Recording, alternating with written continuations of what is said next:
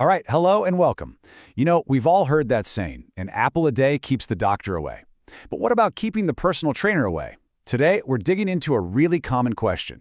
Can apples actually help you lose weight? Let's get right into it. So this is it, right? This is the big question. The idea that one simple, delicious fruit could somehow be a magic bullet for weight loss. I mean, that sounds amazing. So let's just get a straight-up answer. And there it is. The brutal truth? Nope. An apple cannot magically burn fat off your body. But wait, don't go anywhere. Because while they don't literally burn fat, they can be an absolutely fantastic tool for weight management. It's the how they work that's so important. Yeah, so the secret here isn't about, setting your metabolism on fire.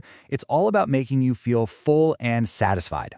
See, a medium apple only has about 90 to 100 calories, but it's loaded with goodies like vitamin C, potassium, and these awesome plant compounds like quercetin. But the real MVP for weight control is a special kind of fiber. Let me introduce you to pectin. This is the soluble fiber that changes the whole game. When you eat an apple, this pectin soaks up water in your stomach and creates this gel-like substance, and what that does is it physically slows down how fast your stomach empties. That is the absolute key to feeling fuller for longer.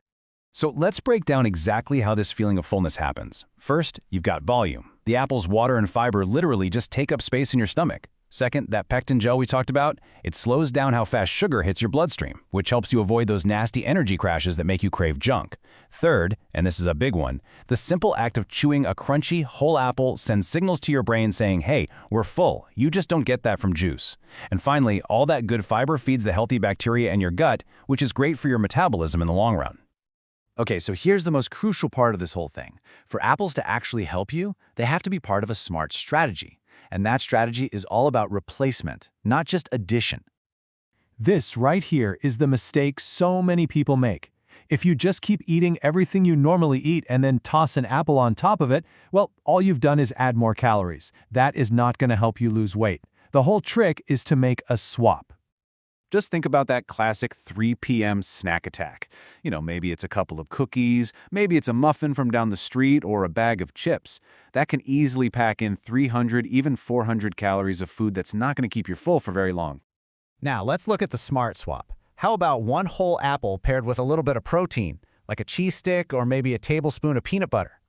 This powerhouse combo comes in at only around 150 calories, and that mix of fiber and protein is going to keep you way more satisfied. Let's just do the quick math here.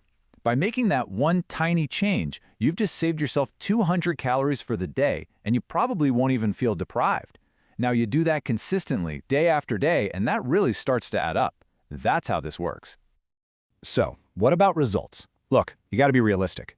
If you're consistent with this kind of swap, and the rest of your diet is in a pretty good place, you might see a small drop on the scale in about 3 to 4 weeks. Actually seeing changes in the mirror, that takes longer. More like 4 to 12 weeks. Just remember, an apple helps you stick to your plan. It's not the plan itself.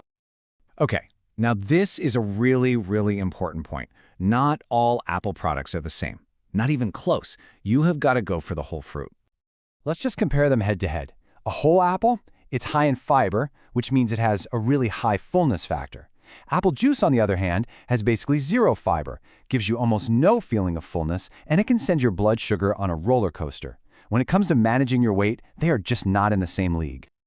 And of course, we gotta cover the fine print. Because while apples are super healthy for most people, they might not be the best choice for everyone, especially in large amounts.